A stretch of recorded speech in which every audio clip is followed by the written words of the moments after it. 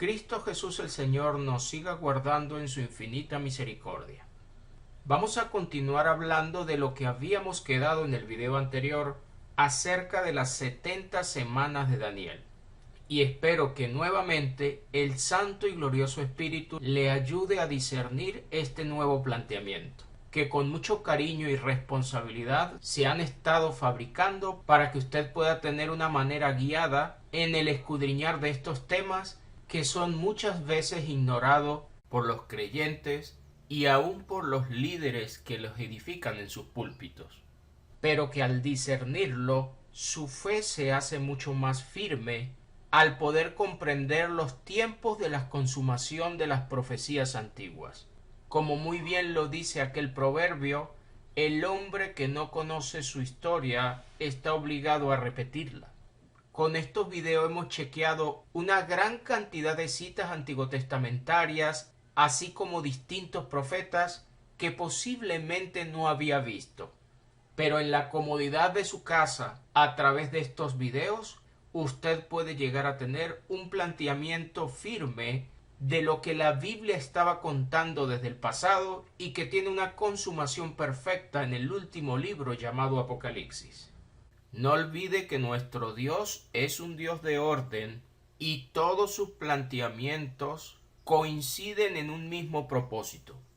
Aún en Mateo capítulo 25 verso 34 afirmó que los santos heredarían el reino preparado desde la fundación del mundo, lo cual nos hace comprender que este reino, que aún es mencionado en Apocalipsis, tiene una relación coherente y perfecta con todos los planteamientos antiguotestamentarios, lo que nos obliga a estudiar este libro como un todo sin despegarlo del resto del canon bíblico.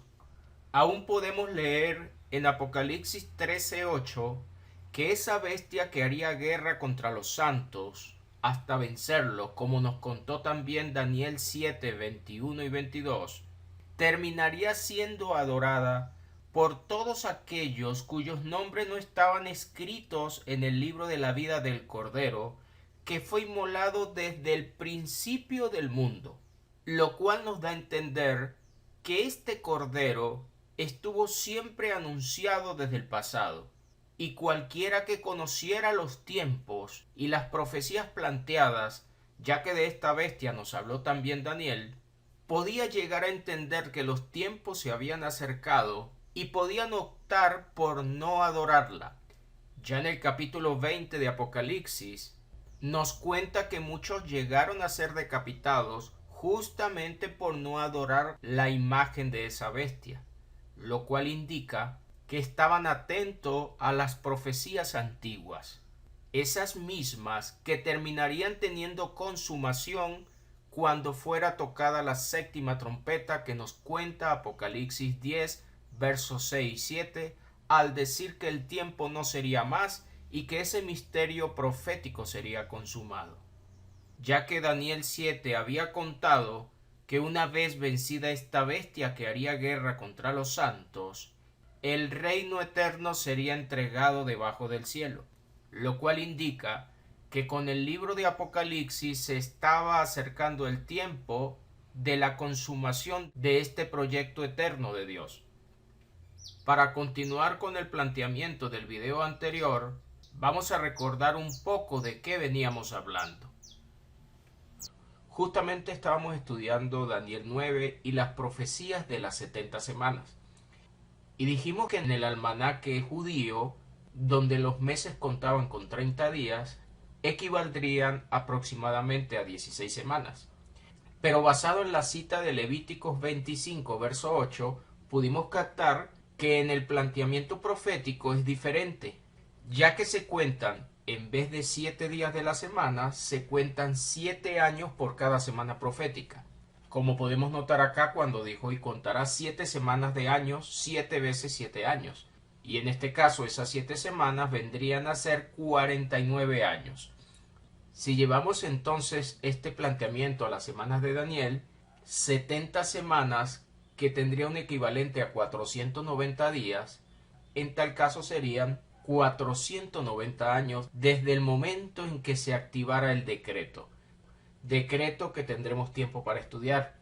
Y hemos dicho que si hacemos una línea del tiempo, estos 490 años tendrían una consumación tiempo después de la muerte del Mesías príncipe y de que un pueblo viniera a destruir la ciudad y el santuario, como nos contó Daniel 9 desde el verso 24 hasta el 27. Al completarse estas 70 semanas, terminaría la prevaricación, se pondría fin al pecado, se expiaría la iniquidad, se traería la justicia perdurable, quedarían las visiones y las profecías selladas y sería ungido el Santo de los Santos. También hicimos referencia que estas 70 semanas, según la profecía, estaría dividida en tres partes, una de 7, otra de 62 y la última semana donde sería confirmado el pacto, como lo podemos notar en la cita planteada. Recuerden también que llevamos estos colores que tiene usted acá a la derecha a esta línea del tiempo imaginaria, donde ubicamos las primeras 7 semanas para restaurar y edificar a Jerusalén, que había sido devastada y quemada por el rey Nabucodonosor de Babilonia en el año 587 a.C. aproximadamente. Allí estaríamos ubicando en ese azul las 7 semanas para un equivalente de 49 años. Luego la profecía nos mencionó 62 semanas más y la ubicamos en el tiempo, las cuales equivaldrían a 434 años aproximadamente. Y durante ese tiempo se quitaría la vida al Mesías príncipe y ubicamos la cruz a este nivel. Vendría también un príncipe con su pueblo a destruir la ciudad del santuario, lo cual nos estaba haciendo referencia a lo sucedido en el año 70 al 73, cuando Roma destruyó y quemó Jerusalén con su templo. Profecía que el mismo Cristo había hecho referencia, según Mateo 24, haciéndole saber a sus discípulos en el verso 34 que eso acontecería en esa generación, y relacionándolo con la abominación desoladora de la que había hablado el profeta Daniel. Comentamos también que este espacio de la destrucción hasta finalizar la semana número 62, a la cual si le sumamos estas 7 que ya estaban contadas, a este nivel tendríamos entonces 69 en total. Pero después de la destrucción habría un pequeño espacio de tiempo donde, según el verso, después de destruida la ciudad y el santuario, habría una guerra que debía llegar a su final. Y una vez que eso sucediera, la cita nos cuenta que por otra semana confirmaría el pacto con muchos. Esa última semana la ubicamos a este nivel y estaría formada por justamente 7 años. Sería el tiempo donde sería confirmado el pacto y sería dividida en dos mitades de 3 años y medio, que según la cita sería el tiempo para finalizar el sacrificio y la ofrenda, que lo ubicamos a este nivel, y la otra mitad, que sería el tiempo de derramar lo que estaba determinado sobre el desolador, lo cual estaría ubicado en la segunda mitad. Desde esta perspectiva tenemos una idea de qué fue lo que hablamos en el video anterior, aunque le invito a que lo revise para que pueda tener mayor discernimiento de lo que venimos hablando. Colocamos hacia la izquierda todos estos acontecimientos y extendimos la última semana para poder hablar de ella. Le pusimos fechas. Año 33, tiempo de la cruz y la resurrección del Señor, que es muy importante para definir el antes y el después de la cruz, para que de esta manera podamos comprender cuándo sería la consumación de esta última semana tan esperada donde el pacto sería confirmado. Y también colocamos acá en esta destrucción de Jerusalén y su templo el año 70 al 73, que Flavio Josefo cuenta que duró la devastación de Jerusalén. Dijimos además que aquí estaría ubicada la última semana profética, la cual se consumaría tiempo después de esta destrucción y que finalizará la guerra de la que hemos hablado. En esta semana sería confirmado el pacto, y todos los planteamientos que vemos acá a la derecha sería justamente lo que sucedería al finalizar esa última semana. Estuvimos estudiando cada una de ellas y revisando que según Romanos 11, 25 hasta el 27, una carta escrita cercano al año 58 estos planteamientos no estaban consumados aún, porque debía venir de Sion el libertador y debía entrar la plenitud de los gentiles. Eso hace que, según Hebreos capítulo 8, verso 6, Cristo todavía estaba mediando ese nuevo pacto, a pesar de que Hebreo fue escrito 30 años después de la cruz. Y en el verso 13 afirmó que el antiguo pacto estaba próximo a desaparecer. O sea que los hermanos del primer siglo estaban viviendo una transición de un pacto que estaría finalizando para consumarse plenamente el nuevo pacto con la casa de Israel. Y esto es debido a que todavía en el momento de escrita la carta a los hebreos no había sido destruida la ciudad y el santuario, lo que indica que en ese momento no está confirmado aún el pacto, y la presencia del templo hacía que estuvieran presentes aún sacrificios que se ofrecían según la ley. Usted lo puede leer en Hebreos 8:4 y 9:9, donde afirma que todavía en ese momento había presencia de sacerdotes que ofrecían los sacrificios según la ley, lo cual constituye una evidencia contundente que nos estaría afirmando que esta mitad de semana aún no se había consumado, porque todavía estaban presentes esos tipos de sacrificios y ofrendas, que nuevamente Daniel capítulo 12 verso 11 muestra que esta finalización sería uno de los requisitos de ese tiempo del fin que él está contando. Hasta que no fuera derribado, los primeros creyentes judíos tendrían mucho respeto ante el templo. Tanto es así que en Hechos 2, verso 46 podemos ver que a pesar de que Cristo ya había ascendido a los cielos, ellos perseveraban en el templo. Aún Lucas 24, verso 53 nos cuenta que después de la resurrección del Cristo, ellos con alegría perseveraban unánimes en ese santuario. Pero después de destruida la ciudad del santuario, otra adoración sin templo físico se iba a activar, y es lo que Apocalipsis 21, verso 22 nos estaría contando. Describimos cada una de estas acciones, pero en el video anterior quedamos justamente en este planteamiento profético de la unción del Santo de los Santos que tendría lugar en la última semana. Pudimos notar en Apocalipsis capítulo 11-15 que solamente el Cristo reinaría por los siglos de los siglos después del toque de la séptima trompeta. Cuando Apocalipsis se escribió, esto no había sucedido, y hasta nuestro siglo XXI, todos aquellos que le dan sentir alegórico al pronto y cerca de Apocalipsis asumen que este toque de trompeta no se ha consumado aún, lo cual indicaría que todavía entonces los reinos no son del Cristo y aún no reina por los siglos de los siglos, porque el verbo justamente estaría conjugado en futuro, lo cual indica que no se había consumado ese reinado eterno aún.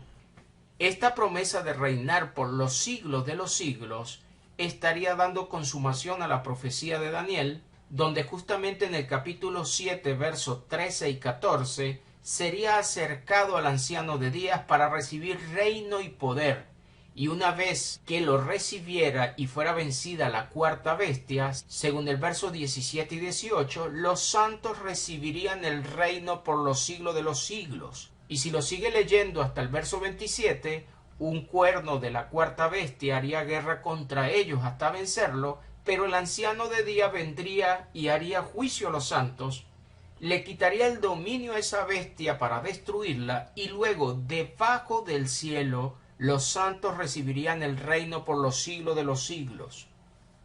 Hasta tanto el Cristo no reinara por los siglos de los siglos, no podían los santos recibir el reino. Recuerden también que segunda de Samuel capítulo 7 nos contó que un descendiente de David le confirmaría ese reino eterno, levantando justamente el tabernáculo que estaría caído después del pecado de Salomón, y haría estable ese trono de David eternamente. Y según el verso 10, la casa de Israel habitaría a partir de allí confiada y segura, lo cual tendría lugar después de finalizada la dispersión.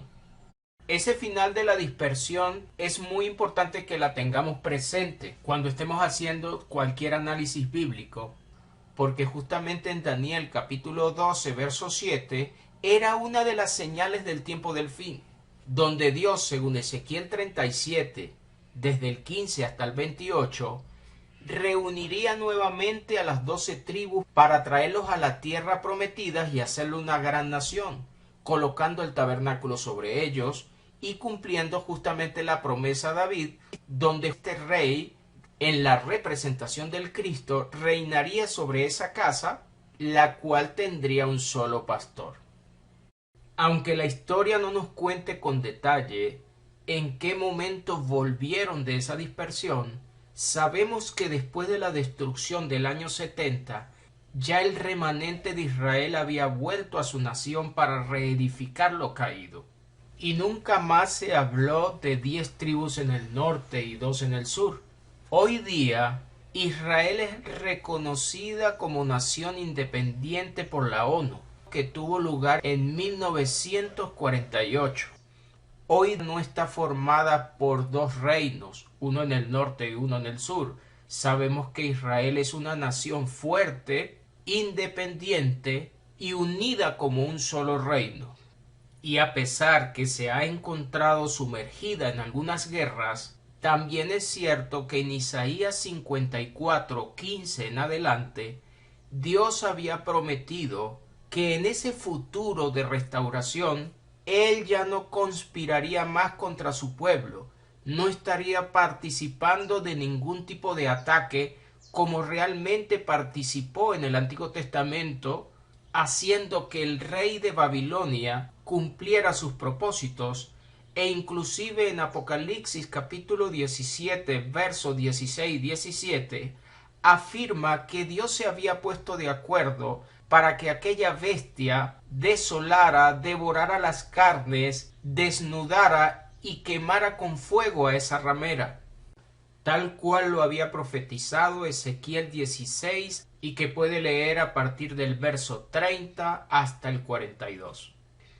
Dios estaba entonces diciendo que ya más nunca él participaría de estos ataques, pero también dejó claro en esa cita de Isaías 54 que ningún arma forjada prosperaría contra ella y que todos los que vinieran a atacarle delante de ella caerían, lo cual hasta el día de hoy sigue siendo una gran realidad. Y como muestra lo tenemos en la historia en aquella llamada Guerra de los 6 días, ocurrida en 1967, donde a pesar de enfrentarse a los ejércitos de Egipto, Siria y Jordania, los cuales estaban convencidos que la destruirían, terminaría siendo Israel el vencedor. Vale la pena preguntarnos si el fin de la dispersión era una señal de los últimos tiempos y hoy Israel es reconocida como nación fuerte e independiente, donde sus ciudadanos pueden volver a ella en libertad, ¿cómo se plantearía un nuevo fin de dispersión hacia el futuro para poder justificar que no se han consumado los tiempos del fin a los que Daniel 12 hizo referencia? ¿Sabía usted que una de las causas por la cual judíos ortodoxos no reconocen al Cristo como el Mesías es porque la profecía de Isaías 11 aseguró que ese Mesías levantaría pendón a las naciones y juntaría a los desterrados de Israel, a esos esparcidos de Judá de los 4 confines de la tierra, para justamente finalizar esos tiempos de dispersión? En dado caso, si esta dispersión no ha finalizado, aún el pueblo de Israel no ha recibido la consumación de esas promesas antiguas, lo que haría que los gentiles tampoco puedan alcanzarlas antes que estos descendientes de Abraham y de David, por lo cual le invito a tener presente este final de dispersión y preguntarse, ¿realmente está Israel hoy disperso? ¿Realmente el Mesías no ha cumplido esa promesa antiguotestamentaria aún? Ante esta realidad de la historia paralela, podemos inferir que Dios cumplió las promesas a ese pueblo que les había anunciado desde tiempos antiguos, los devolvió a su tierra para abrir una nueva era con una adoración diferente, donde esos verdaderos adoradores podrían adorar al Padre en espíritu y en verdad, y ya no dependerían de monte alguno. Esa fue la conversación que tuvo Cristo con la mujer samaritana en Juan capítulo 4 a partir del verso 20, lo puede leer, donde le aseguró que esos verdaderos adoradores no iban a adorar en ningún tipo de monte físico, porque la nueva relación de Dios es espiritual. Sin embargo, el Dios que no miente le había prometido a Abraham que le entregaría las tierras a sus descendientes. Usted lo puede leer en el Salmo 105 a partir del verso 8, donde Dios se acordaría de la palabra que había entregado para 1000 generaciones, afirmando que serían herederos de esa tierra que había prometido a Abraham y a su descendencia. Y a pesar de que según Zacarías capítulo 14 a partir del verso 8 puede leer que de Jerusalén saldrían esas aguas de vida al resto del mundo, y que inclusive Isaías capítulo 2 versos 2 y 3 afirma que de Sión saldría la ley y de Jerusalén la palabra de Dios, para que otras naciones quisieran venir a ser enseñadas en los caminos de Dios. Esto no quiere decir que dependamos de estos espacios físicos para tener una relación con Dios, porque en Apocalipsis 21, versos 2 y 3 nos cuenta que una nueva Jerusalén descendida del cielo permitiría que el tabernáculo de Dios fuera extendido sobre esos adoradores redimidos, y de esa manera ese tabernáculo puede seguir estando presente en cualquier parte del mundo donde existan verdaderos adoradores. Hasta tanto ese descendiente de David no reinara por los siglos de los siglos en el toque de esa séptima trompeta, ninguna de estas promesas podría alcanzar a ese pueblo de Dios que la anhelaba desde el Antiguo Testamento, los cuales estaban esperando justamente que el Santo de los Santos fuera ungido y que todas las naciones e inclusive sus enemigos estuvieran bajo sus pies. Y en ese momento esa estrella resplandecería sobre ellos en un nuevo amanecer, tal cual lo había dicho Isaías 60, cuando mencionó: levántate y resplandece porque tu luz ha venido a ti. Y cuando comparamos ese capítulo de Isaías con Apocalipsis 21, hay muchos elementos que nos hacen entender que ese Apocalipsis 21 sería justamente la respuesta a esa profecía de Isaías. El Cristo entonces debía cumplir la promesa de levantar el reino eterno prometido al rey David, para que todos aquellos que confiaban en esa promesa también pudieran entrar en ese reino. En Lucas capítulo 1 verso 31 hasta el 33, usted podrá notar que cuando se le hace el anuncio a María, se le dice justamente que ese hijo que tendría, es decir, el Cristo, sería sentado en el trono de David y reinaría sobre la casa de Jacob para siempre. Todavía en Apocalipsis vemos que hace referencia a David, porque justamente este proyecto profético no estaba consumado.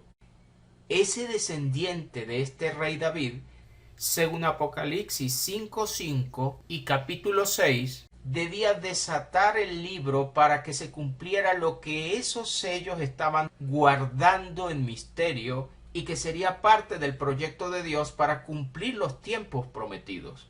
El capítulo 3 verso 7 dice que Cristo era quien tenía la llave de David, justamente para hacer apertura a este reino tan esperado desde tiempos antiguos. En el capítulo 22:16 aseguró que él es el linaje de David, la estrella resplandeciente de la mañana. Y si lee 2 de Samuel capítulo 23, las últimas palabras de David tenían que ver con esta promesa. En el verso 4 inclusive relaciona a ese descendiente justo con la luz de la mañana. Y hasta no ser tocada esta séptima trompeta, este reino eterno del descendiente de David no podía ser alcanzado aún, porque debía vencer primeramente a todos sus enemigos.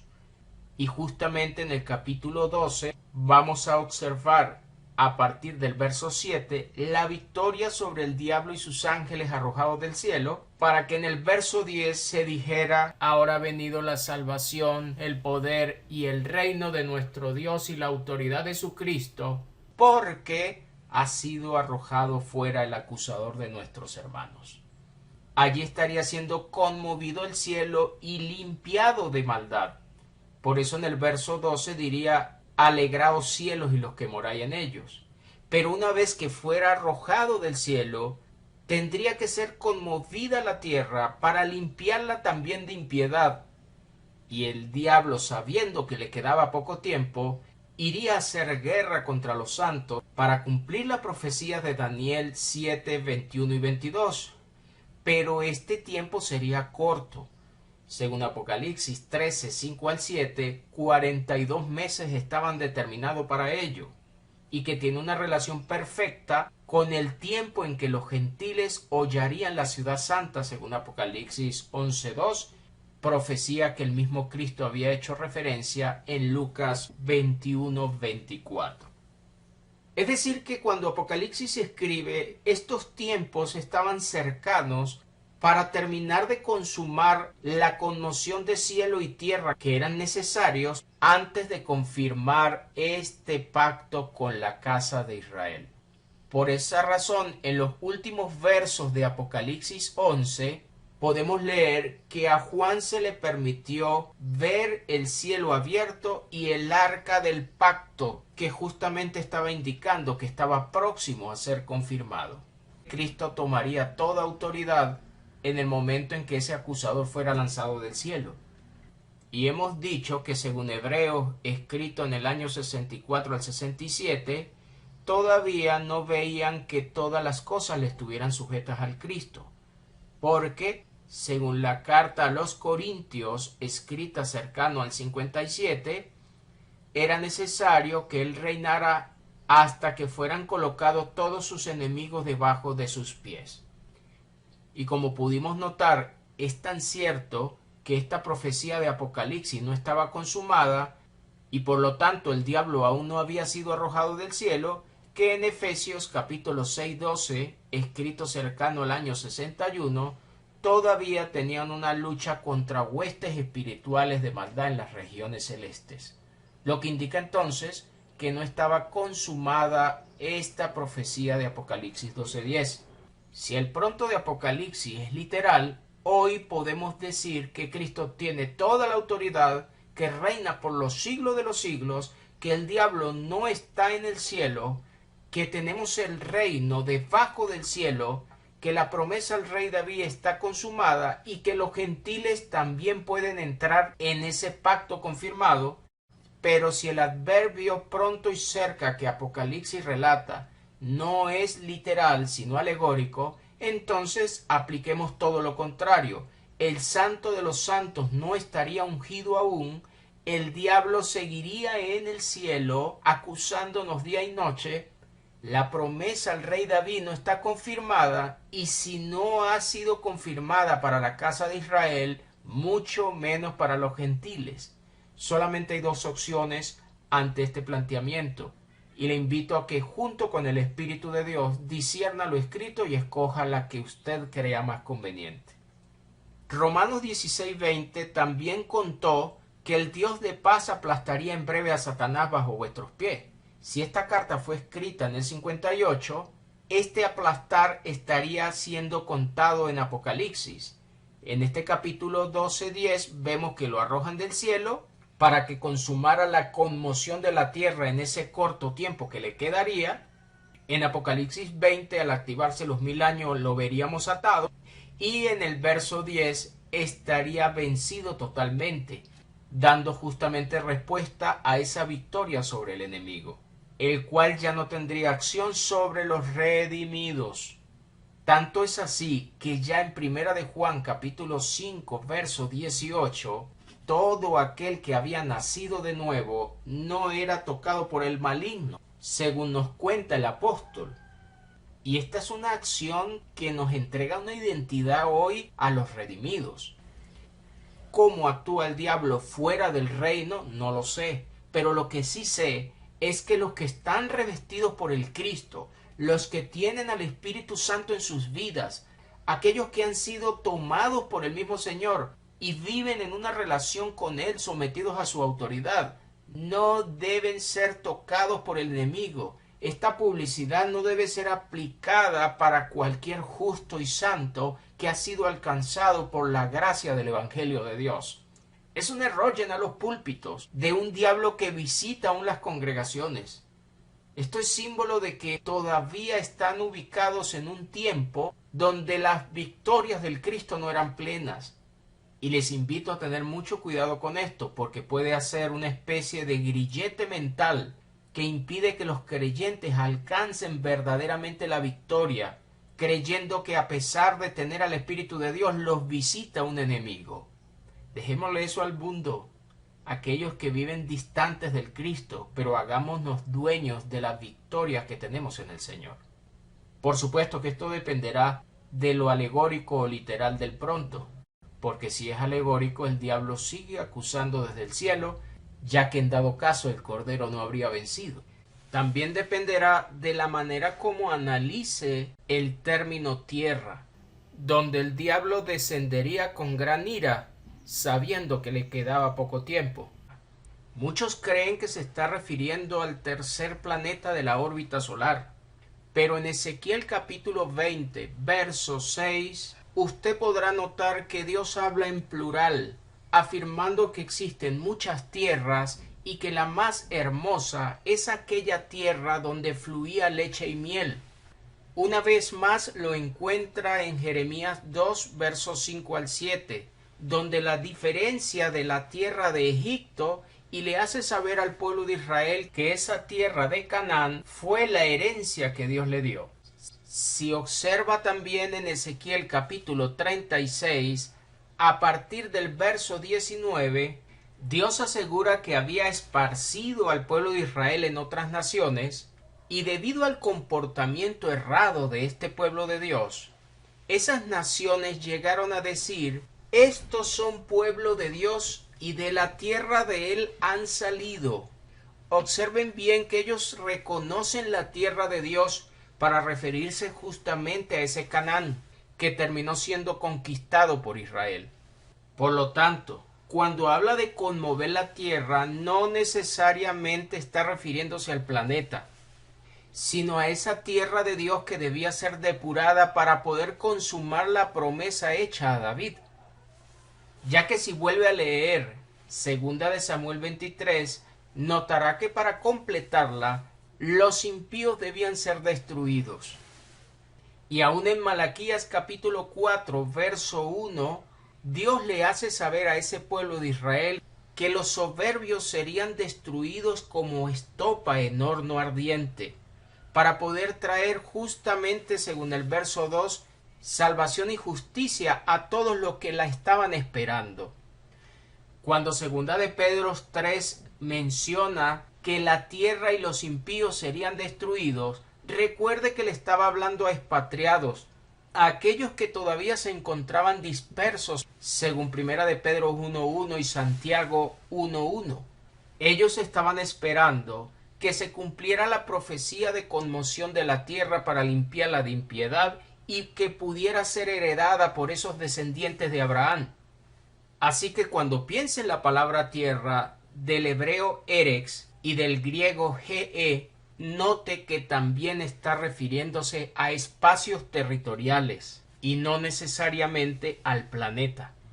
Si lee Isaías capítulo 24, también podrá observar la profecía de la conmoción de cielos y tierra. El cielo estaría siendo conmovido, según Apocalipsis 12, en el momento de ser arrojado el diablo de allí. Pero la tierra de la que está hablando Isaías era aquella donde se encontraban los sacerdotes y que la habían corrompido. Justamente menciona allí también a esa ciudad que conocemos como Jerusalén, ya que Isaías capítulo 1 verso 1 afirma que esa visión había venido a él acerca de Judá y de Jerusalén. Por lo tanto, la tierra que debía ser limpiada no hacía referencia precisamente al tercer planeta de la órbita solar. Si observa Apocalipsis 20, versos 7 al 9, también podrá notar que Gog y Magog se confederarían para venir a rodear a la tierra y a la ciudad santa. Si eran naciones que vendrían a rodear la tierra y piensa que tierra es planeta, nos podría crear el error de pensar que vienen del espacio a rodear la tierra. Pero si entendemos que la tierra de la que está hablando era ese espacio territorial que tiene que ver con el pueblo de Israel, entonces será más fácil comprender que las naciones vendrían de esos 4 ángulos de esa tierra a rodearla. Esa profecía estaba planteada en Ezequiel 38 y 39, donde Dios le había dicho a Gog y Magog que los traería a tierra de Israel para que se cumpliera esa profecía, que afirmó que Gog se confederaría para venir contra una tierra que habitaría sin muros pero confiada, con la intención de saquear sus bienes, porque sus hijos volverían de la dispersión con riquezas, para volver a restaurar esa ciudad que había sido desolada. Y sería muy buen momento para que se confederaran naciones a venir a saquearla. Y este es el motivo por el cual el diablo sería atado, justamente para permitir que volvieran de ese cautiverio, pero nuevamente sería desatado para que terminara de cumplir esas profecías de Gog y Magog, donde Dios había determinado que exaltaría su gran nombre y no les permitiría hacer daño a ese campamento de santos que estarían volviendo para reedificar lo que había sido destruido.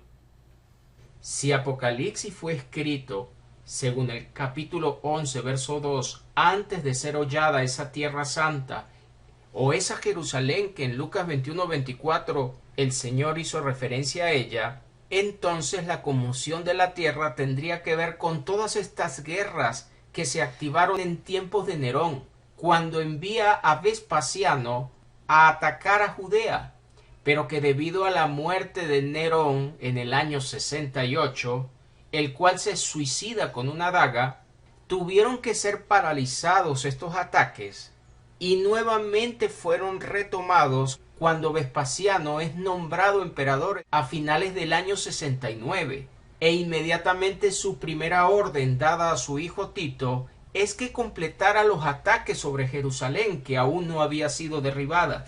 Y así es como entre el año 70 y 73 los ejércitos romanos terminaron destruyéndola, cumpliendo la profecía de Zacarías capítulo 14, que usted puede leer desde el verso 1, donde Dios había determinado que esos amantes que nos contó Ezequiel vendrían a apedrearla, a destruirla, a desnudarla y a quemarla.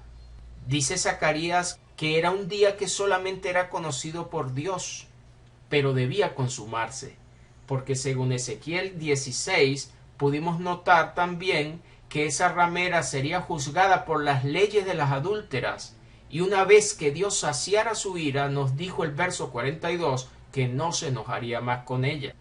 Les invito entonces a chequear estos planteamientos que están dentro del marco bíblico, y tenga cuidado con hacer, en vez de exégesis, eisegesis, planteamientos hechos en base a paradigmas, a dogmas establecidos que no permiten que sean chequeados dentro del marco bíblico, y que hasta la fecha se le han dado un sinfín de teorías que no están apegados a los adverbios de tiempo pronto que el libro nos contó y a las profecías antiguas que según Apocalipsis 10 versos 6 y 7 serían consumadas en el momento del toque de la séptima trompeta, y que según Apocalipsis capítulo 22 verso 10 lo que Juan estaba escribiendo no debía sellarlo porque ese tiempo se había acercado para los judíos y aquellos gentiles convertidos del primer siglo.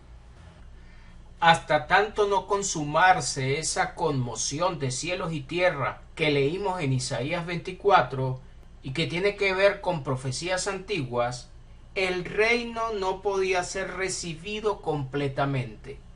Y lo podemos leer en Hebreos capítulo 12, versos 26 al 28, donde el escritor asegura que no solamente sería conmovida la tierra, sino que esta vez el cielo también sería conmovido, para que justamente quedaran las cosas inconmovibles.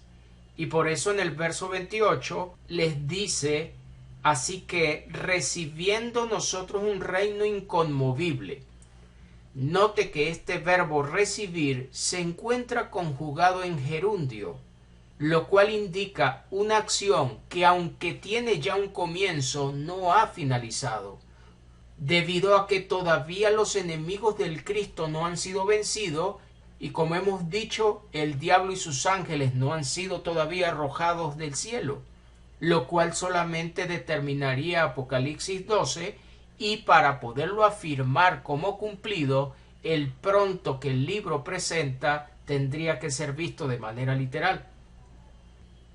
Aún el Cristo aseguró, según Mateo 24-29, que las potencias de los cielos serían conmovidas, y según el verso 34, aseguró que no pasaría esa generación hasta que todo eso aconteciera, lo cual nos vuelve a ubicar los tiempos cercanos a los hermanos del primer siglo y a darle mucho más valor literal al pronto que Apocalipsis muestra. Todos estos finales victoriosos del Cristo tiene que ver con la unción del Santo de los Santos del que habló Daniel 9. Muchos creen que esto aconteció el día del bautismo del Cristo en el río Jordán, en el año 30, cuando comienza su ministerio.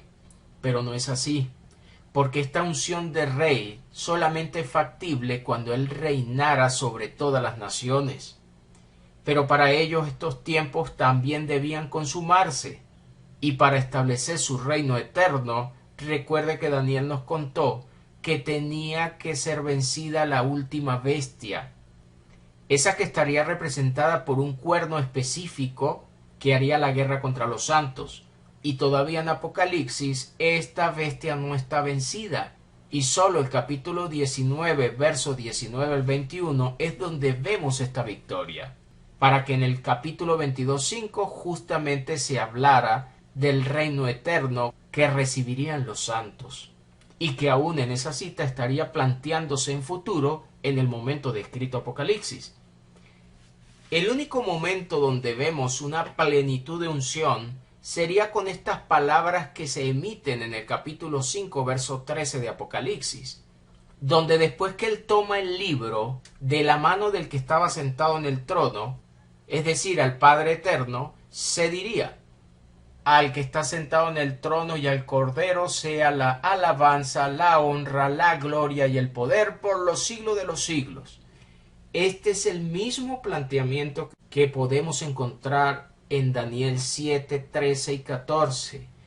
Estaría siendo tomado todo el poder y el dominio por el Cordero para después ser otorgado a los santos debajo del cielo. Y de esta manera estaría ungido el Santo de los Santos, tal cual lo profetizó Daniel. Hay una cita muy particular y la vamos a encontrar en Juan capítulo 3, verso 13 al 15. Una carta que fue escrita después de la cruz, y no le coloco fecha porque algunos inclusive asumen que está escrita después del 80.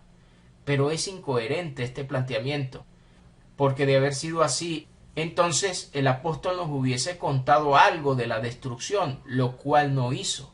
Pero entendiendo que Apocalipsis estaría escrito antes que la ciudad santa fuera hollada por los gentiles, como lo cuenta el capítulo 11:2, entonces estaríamos infiriendo que la carta fue escrita antes justamente del año 70 y que estaría contándonos los acontecimientos sobre esa Jerusalén que en el capítulo 17, verso 16 le fue llamada ramera, tal cual lo puede leer en Isaías 1:21 y Ezequiel 16, verso 30 en adelante, que fueron los mismos calificativos que Dios usó para esa Jerusalén que se corrompió con dioses extranjeros, derramando la sangre de sus hijos para adorar a dioses extranjeros. Y por eso que en Apocalipsis 17 y 18 la relaciona con el misterio de aquella mujer ebria con la sangre de los mártires, que según el capítulo 18 sería destruida y quemada, y en el verso 24 asegura que en ella se hallaría la sangre de esos mártires. El Señor aseguró en Lucas 13:33 que no era posible que un profeta muriera fuera de Jerusalén, y en el verso 34 justamente hace saber que ella era responsable de matar a esos profetas. En el capítulo 11, verso 49 al 51 del Evangelio según Lucas, nuevamente la hace responsable de la sangre derramada de los profetas y asegura que en esa generación sería demandada justamente esa sangre de mártires, ya que Isaías 4, del verso 2 hasta el 4, usted podrá leer que Dios había determinado limpiar la sangre derramada sobre Jerusalén con espíritu de juicio y de devastación. Los tiempos habían llegado para consumar este planteamiento profético. Lo cierto es que siendo tan importante esta consumación profética, es extraño que se asuma que hay escritos del apóstol Juan después de la destrucción y no haya contado nada. Solamente entendiendo que Apocalipsis estaría siendo escrito antes del 70 es que tiene coherencia el planteamiento. Y llegaría entonces el tiempo de retribución que el mismo Cristo mencionó en Lucas 21, desde el 20 hasta el 24, donde Jerusalén sería rodeada de ejércitos en el momento en que su destrucción habría llegado. Y es allí donde le invita a sus discípulos a huir de ella, porque tenía que cumplirse todo lo que estaba escrito, esa desolación de la que había hablado el profeta Daniel. Entonces en Juan capítulo 3, que tenemos una historia donde relata una conversación del Cristo con Nicodemo, es necesario captar lo que nos cuenta este verso 13 al 15. Nadie subió al cielo, sino el que descendió del cielo, el Hijo del Hombre que está en el cielo. Y como Moisés levantó la serpiente en el desierto, así es necesario que el Hijo del Hombre sea levantado, para que todo aquel que en él cree no se pierda, mas tenga vida eterna. Curiosamente, esta cita, muchas casas editoras la colocan en rojo, porque asumen que estas son palabras que había mencionado el Cristo y en tal caso las estaría contando Juan. Esta cita específica nos está diciendo algo importante, que era necesario que el Hijo del Hombre sea levantado. En el griego aparece ixo, y justamente este levantamiento tiene que ver con este mismo ixo que relacionaron con el levantamiento de la serpiente. Algunos piensan que este levantamiento estaba hablando de la resurrección. Asumen que fueron palabras del Cristo que mencionó antes de ir a la cruz y por lo tanto estaría hablando del momento donde se levanta del sepulcro, lo cual no coincide con este levantamiento, porque la serpiente definitivamente no resucitó. Está hablando más de colocar como una especie de estandarte, elevar o exaltar a una posición más alta, para que todos miren al Cristo como miraron en aquel momento a la imagen de la serpiente que Dios había mandado a fabricar. Pero si vemos con mejor detalle los versos, vamos a captar algo. Observen que dice acá, el Hijo del Hombre que está en el cielo. En el momento de ser escrito este verso, el Hijo del Hombre ya estaba en el cielo. O sea que me está contando un tiempo donde Juan estaría diciendo que Cristo ya había ascendido. Por lo tanto, este levantamiento tendría que tener lugar en algún momento después de que el Señor ya había sido ascendido al cielo. Así que si leemos nuevamente Juan capítulo 3, tenemos que saber qué versos específicos estaba hablando el Cristo con Nicodemo y qué versos estaba hablando el escritor de la carta.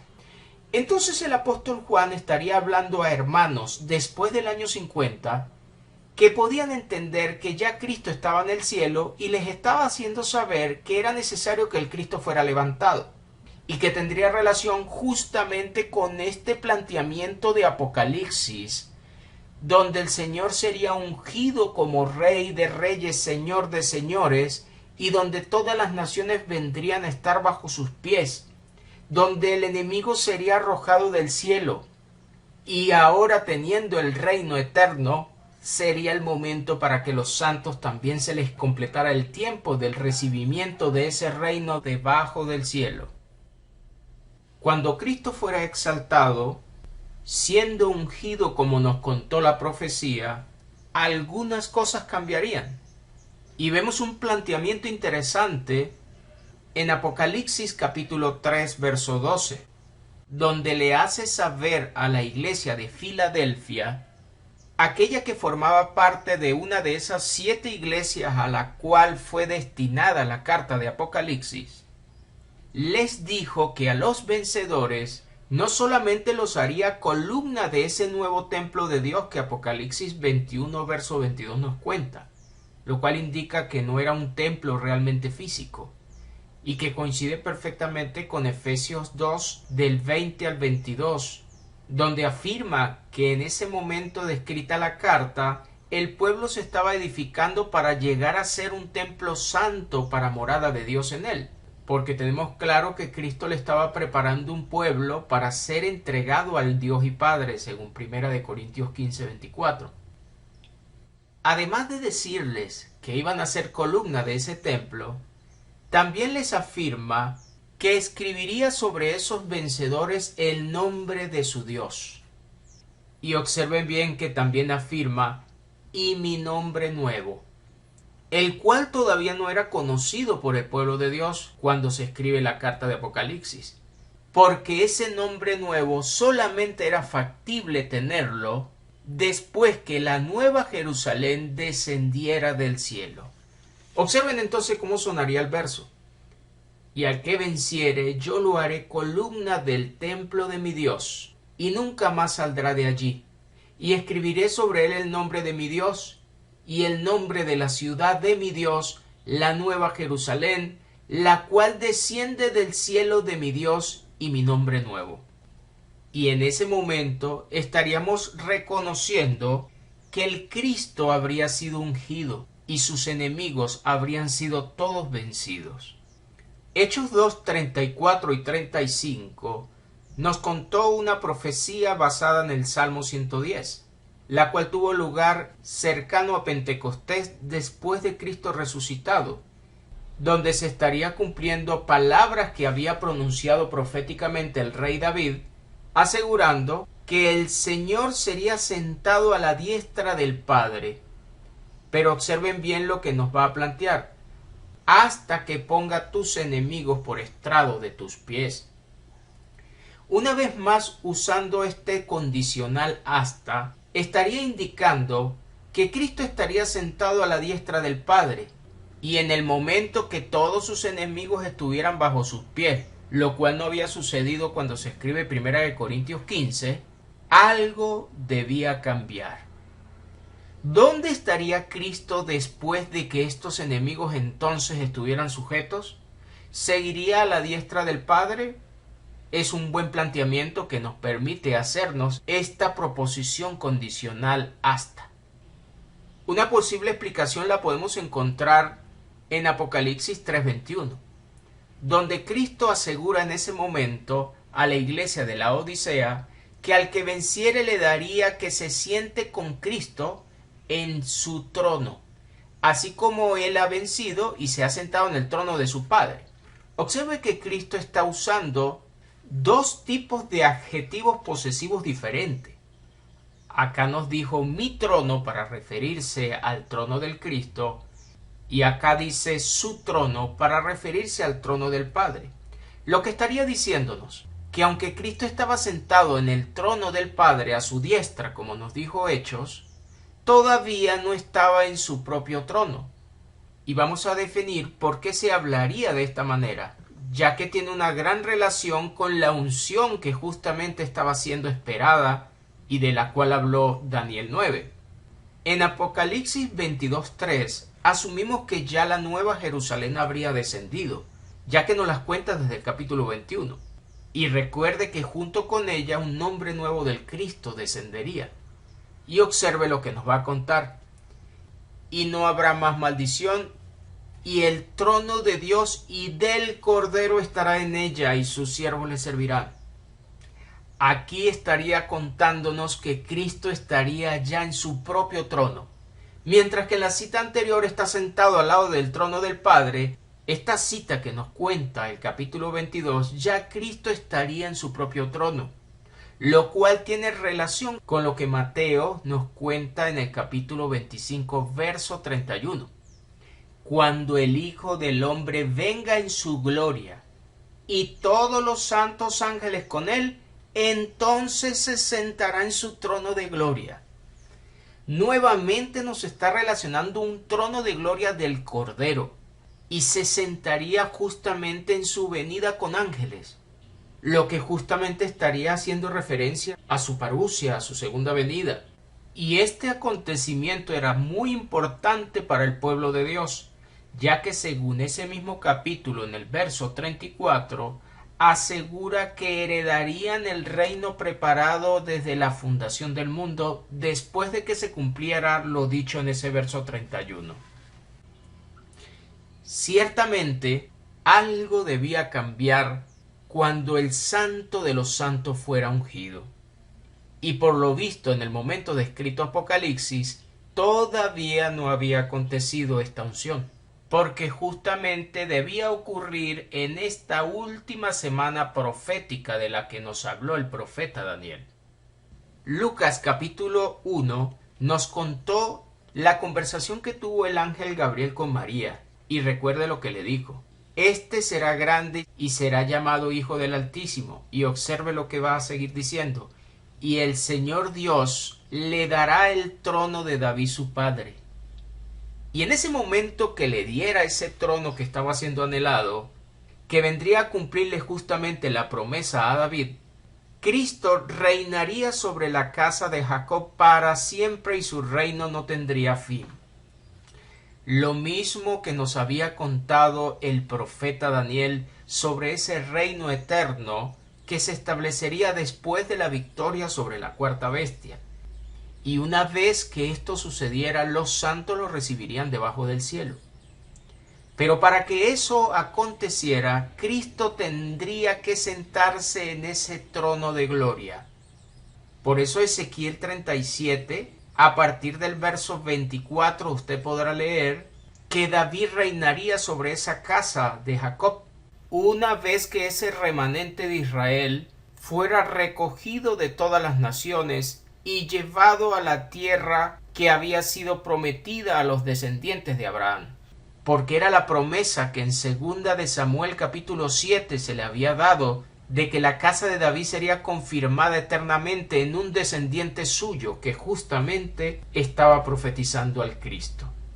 Todavía en Apocalipsis esto no había acontecido y ellos estaban esperando reinar, como lo cuenta el capítulo 5 verso 10 y el capítulo 22 verso 5 de Apocalipsis, presentando justamente este reinado hacia el futuro. Y esto es debido a que según el capítulo 10 versos 6 y 7 aún no había sido tocada la séptima trompeta que consumaría el misterio profético que había sido dado desde tiempos antiguos. Esa misma trompeta que haría que todas las naciones estuvieran bajo los pies de Cristo, y por eso dijo allí, y reinará por los siglos de los siglos. Todo esto tendría que ver entonces justamente con esta unción del Santo de los Santos. Había algo importante que entendía el remanente de Israel, según el Salmo 132, verso 11 y verso 12. Ellos sabían que Dios le había hecho un pacto bajo juramento al rey David, y no se retractaría porque Dios es un Dios que no miente. Pero observen qué estaría incluido dentro de ese pacto. De tu descendencia pondré sobre tu trono. La misma cita que ha sido planteada. Ellos esperaban este cumplimiento y que tiene justamente que ver con esta unción del Santo de los Santos que venimos hablando. Pero observen qué pasaría después. Si tus hijos guardaren mi pacto y mi testimonio que yo les enseñaré, sus hijos también se sentarán sobre tu trono para siempre.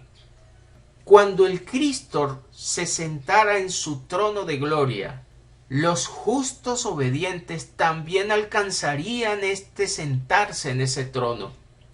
Por eso era tan importante que el Cristo recibiera el reino eterno para que los santos también lo pudieran recibir. Eso nos permite entender por qué le dijo a la iglesia de la Odisea que al que venciere le daría que se sentara con Cristo en su propio trono, así como Cristo ya había vencido en el momento en que el Dios Padre lo sentó a su derecha en su trono. A pesar de decir esta cita que había vencido, no olvide que en Apocalipsis capítulo 6 verso 1, cuando desata el primer sello, dice que habría salido venciendo y para vencer. En pocas palabras, una victoria tenemos del Cristo en el año 33, cuando es ascendido a los cielos y sentado a la diestra del Padre, pero todavía tendría que finalizar su victoria sobre aquellas huestes espirituales que estaban en regiones celestes, sobre los impíos de Judá y Jerusalén, y sobre aquella bestia que haría guerra contra los santos. Aunque Dios desde el Salmo 110 ya había determinado que los enemigos serían puestos a los pies del Cristo, y aunque en Hechos capítulo 2 versos 34 y 35 ya Cristo estaba sentado a la diestra del Padre, no obstante, Hebreo nos contó en el capítulo 2 verso 8 que en ese momento de escrita la carta aún no veían que todo estuviera sujeto. Estaba garantizada la victoria, pero debían consumarse esos finales, ya que la profecía entregada por ese Salmo 110 también afirmó en el verso 5 y 6 que una vez que estuviera el Señor a la diestra, debía quebrantar a los reyes en el día de su ira, juzgando a las naciones y llenándola de cadáveres, lo cual no se consumó en el año 33, y solamente en Apocalipsis capítulo 6 vemos este planteamiento en lo que mostraría el misterio del sexto sello en el momento de ser desatado, lo cual justamente estaba anunciando la ira venidera del Señor que este salmo nos estaba contando. Y al decir que juzgaría naciones y las llenaría de cadáveres, es factible pensar que está haciendo referencia no sólo a la siega que haría sobre la casa de Israel, sino a la destrucción que nos cuenta Apocalipsis 19 del verso 19 al 21, donde los reyes aliados a la bestia serían destruidos y sus cadáveres serían comidos por aves del cielo. Nuevamente se nos hace necesario seguir hablando en el siguiente video acerca de este hermoso y comprometedor tema, y espero se mantenga al tanto de todo este escudriñar. Cristo Jesús me les guarde y me les ampare siempre.